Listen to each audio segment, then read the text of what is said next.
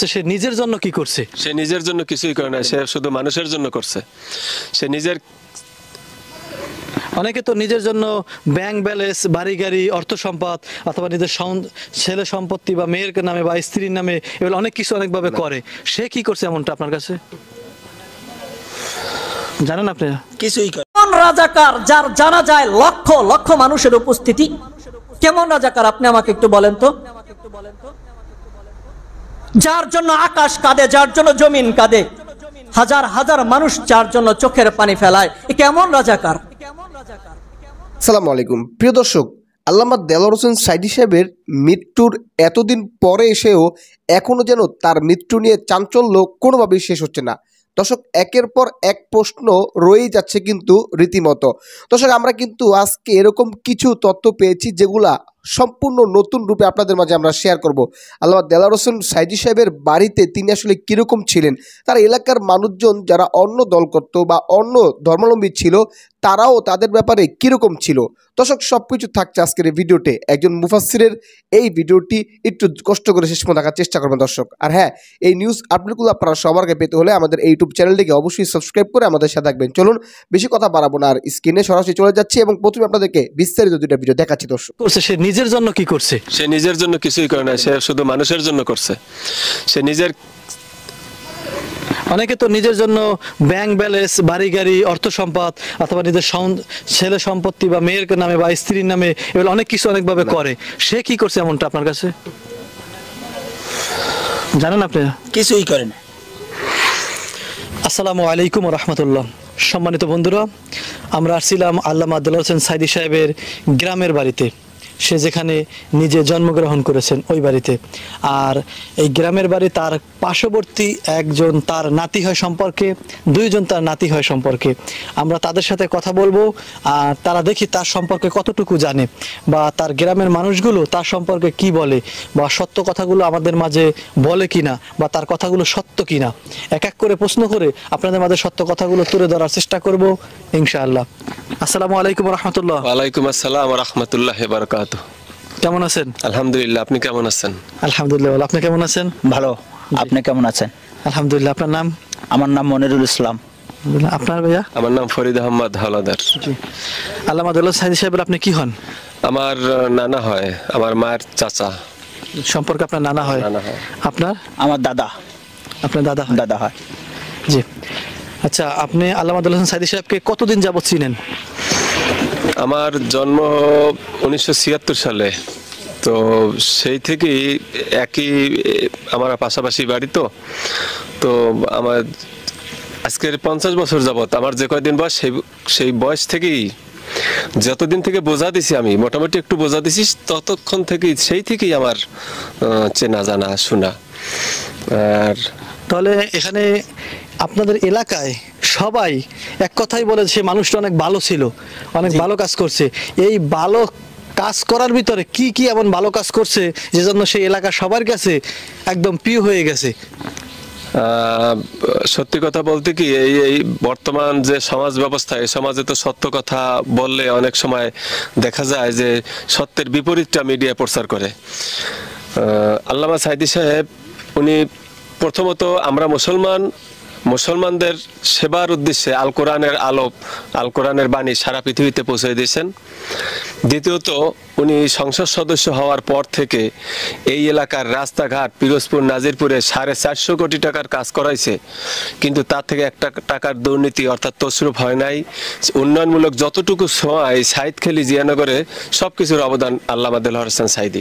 এবং সে যত টাকার কাজ করেছে সেই টাকার কাজের হিসেব প্রত্যেকটা নির্বাচনের আগে প্রত্যেকের একটা বই আকারে প্রত্যেকের ঘরে ঘরে পৌঁছে দিয়েছে, তার কাজের জানাই দিয়েছে যে আমার এই কাজ, এই টাকা আনছি, এই টাকা খরচ করছি, এই টাকা সে সেই রকমের করছে। অর্থাৎ তার মতন ভালো মানুষ, তার প্রশংসা করার মতো যোগ্যতাও আমার নাই, তার প্রশংসা করার মতো যোগ্যতাও আমার নাই। সুতরাং তার মতন ভালো মানুষ আমি আমার ছোট্ট জ্ঞানে যা বলে কিয়ামত পর্যন্ত আর কেউ আসবে কিনা আমার মনে হয় না, যে কিয়ামতের মধ্যে, এই কিয়ামতের পূর্বে সাঈদী সাহেবের মতন একজন ভালো মানুষ আমার মনে হয় যে পৃথিবীতে আর আসবে না। একজন ইসলাম প্রচারক, একজন ইসলামের খাদেম, একজন সৎ ন্যায়নিষ্ঠ সৎ একজন ভালো মানুষ। আচ্ছা, আপনি একটু বলেন, আপনি তাকে কতদিন যাবত চিনেন? আমি বুঝমান হয়েছি শব্দে, আমি ভোট হারিয়ে দিই। হে খুব ভালো লোক, হের মতো আর এই পৃথিবীতে লোক ওইবি কিনা আমার জানা নাই। আচ্ছা, আপনার কাছে সে কোন দিক থেকে প্রিয়, কোন দিক থেকে সব থেকে ভালো আপনার কাছে? হে ইসলামের দিক দিয়ে খুবই ভালো, খুবই ন্যায় নীতিমান লোক। সে সোজাপতি দেখাই দেয় মানুষের, বেকা পথে দেখাই দেয় না। আমি আপনাকে কিভাবে বুঝাবো যে হিন্দু, মুসলমান, বৌদ্ধ, খ্রিস্টান তার কাছে সবাই সমান ছিল। তিনি যখন এমপি ছিল তখন তার কাছে যখন আমরা যাইতাম সার্কিট হাউসে দেখা করতে, কিন্তু আমি খেয়াল করে দেখতাম যে অন্য ধর্মের যারা তাদেরকে বেশিটা সে আরো প্রাধান্য দেওয়ার চেষ্টা করত, তাদেরকে এত ভালোবাসতো। মুসলমানদের আমাদেরকে তো ভালোবাসতো, কিন্তু আমাদের সমপরিমাণ তাদেরকেও ভালোবাসতো। অর্থাৎ তার প্রশংসা করে আমার মনে হয় যে শেষ করা যায়। আচ্ছা, তাহলে আমরা একটু জানতে চাই যে আপনি তার অনেক সুন্দরভাবে প্রশংসা করছেন, সে অনেক ভালো উন্নয়নমূলক কাজ করছে, অনেক ভালো কথা বলছেন, কিন্তু মূলত সে যে এত এত কাজ করছে সে নিজের জন্য কি করছে? সে নিজের জন্য কিছুই করে না, সে শুধু মানুষের জন্য করছে। সে নিজের, অনেকে তো নিজের জন্য ব্যাংক ব্যালেন্স, বাড়ি গাড়ি, অর্থ সম্পদ অথবা নিজের ছেলে সম্পত্তি বা মেয়ের নামে বা স্ত্রীর নামে এগুলো অনেক কিছু অনেকভাবে করে। সে কি করছে এমনটা আপনার কাছে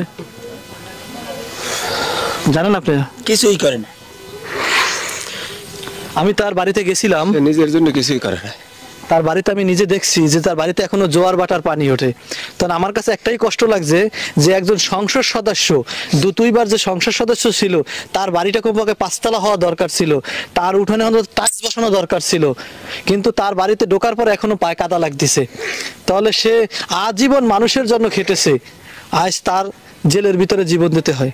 নিজের জন্য সে কিছুই করে নাই, জীবনভর শুধু মানুষের জন্য সে করে গেছে। তার ফ্যামিলি শুধু মানুষের জন্য।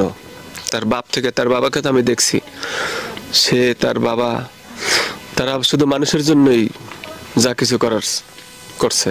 না, আমি এটাই দেখলাম, দেখার ভিতরে শুধু আরেকটা দেখলাম এই যে ফাউন্ডেশন, সাইদি ফাউন্ডেশন, যেটা এই সাইদি ফাউন্ডেশন সম্পূর্ণ কিন্তু ফাউন্ডেশনের নামে নিজের নামে রাখে না, কিছু মাদ্রাসা, মসজিদ, আপনার আলিয়া মাদ্রাসা, কলেজ আপনাকে ফাউন্ডেশনের নামে দিয়ে দিছে। সামান্য একটু আপনাকে বুঝ দিই, এই যে রাস্তাটা করছে না, মানুষের জন্য করছে, অবশ্যই নিজের বাড়িতে ঢোকার জন্য সে রাস্তা করে না। না, নিচের বাড়িতে একটু ঢুকবে, তাও একটু হালকা একটু ইট, সামনে কাদা, সেটাও সে জোর করে মানে সে করে নাই। এখানে রাশেদ খান ছিল ইউনো, সে নিজে তার দ্বারা করাইছে। সে নিজে বলছে যে হুজুর আপনার বাড়ির ভিতরে ঢুকতে, রাশেদ খান ছিল তৎকালীন সময়, তার বাড়ির ভিতরে ঢুকতে রাস্তা ছিল না। ওয়ালাইকুম আসসালাম, ভালো আছেন? তখন বলছে যে হুজুর আমি আপনাদের ব্যক্তিগতভাবে এই রাস্তাটুকু আমি করে দিই। সেই রাশেদ খান ইউনোর সে নিজে সাইডে করে দিয়েছে, কিন্তু সে নিজে করায় নাই। সে এত ভালো মানুষ। এক কথা বললাম না যে পৃথিবীর ইতিহাসে আর আসবে না, পৃথিবীর ইতিহাসে আর আসবে না। সম্মানিত বন্ধুরা, আমরা যাদের সাথে কথা বলতেছি, আরো কিছু মানুষের সাথে আমরা কথা বলছি বা সামনে আরো বলবো, কিন্তু অনেকেই মুখ খুলে, অনেকেই খুলে না। তবে তার নিজের এলাকার মানুষগুলো কিন্তু হু করে সত্য কথাগুলো বলে দিচ্ছে, তবে মিথ্যার আভাস পাওয়া যাচ্ছে না। অর্থাৎ তার কথা যে কথাগুলো বলতেছে বা এই কথাগুলোর কিছু পয়েন্ট আছে, যে পয়েন্টগুলো আমরা নিজ চোখে দেখেছি।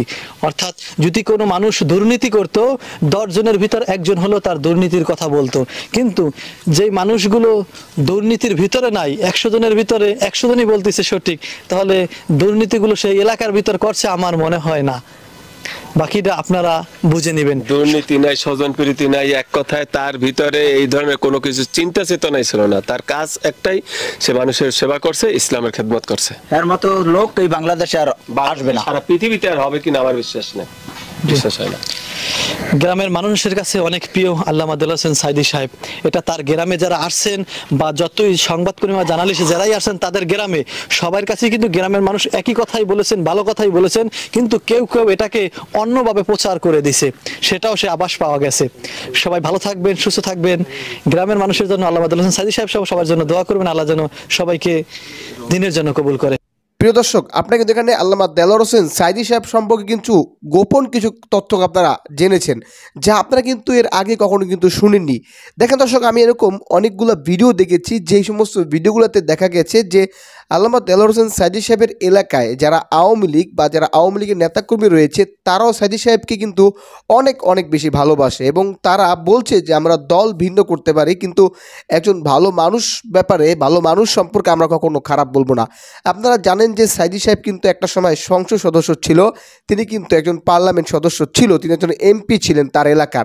সুতরাং তিনি যখন এমপি ছিল, তার এমপি থাকাকালীন অবস্থায় অন্য কোনো দলের কোনো কর্মী বা কোনো নেতারা কিন্তু কখনোই কোনো দৌড়ানি বা কোনো হুমকি দামকি বা কোনো বিপজ্জনক এগুলো কোনো কিছুর মধ্যে ছিল না। কিন্তু দর্শক, এটা কিন্তু ইসলামের একটা বাণী, ইসলামী কিন্তু এটা শিক্ষা দেয়, যেটা আমরা কিন্তু দেখেছি যে আল্লামা দেলোয়ার হোসেন সাইদী সাহেব একজন আলেম ছিলেন, তিনি জনপ্রতিনিধি হওয়ার পর তিনি যে কাজটি করেছে।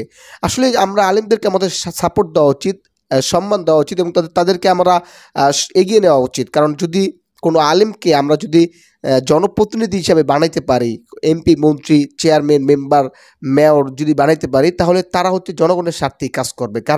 তারা দেশের টাকা বাইরে পাচার করবে না, তারা হাজার হাজার কোটি টাকা দুর্নীতি করবে না, তারা জনগণের টাকা মেরে খাবে না, গরিবের হক তারা মেরে খাবে না, কারণ তারা সেই আদর্শ লালন করে না, সেই আদর্শে তারা বড় হয়নি। দর্শক, যাই হোক, আজকে এই ভিডিও সম্পর্কে আপনার মূল্যবান মন্তব্য কমেন্টে জানাবেন। ভিডিওটি শেষ করবে এখানে, আবার অন্য কোনো ভিডিওতে দেখা হচ্ছে। সকল ভালো থাকবেন, বিদায় নিচ্ছি। আসসালামু আলাইকুম রহমতুল্লাহি ওয়া বারাকাতুহু।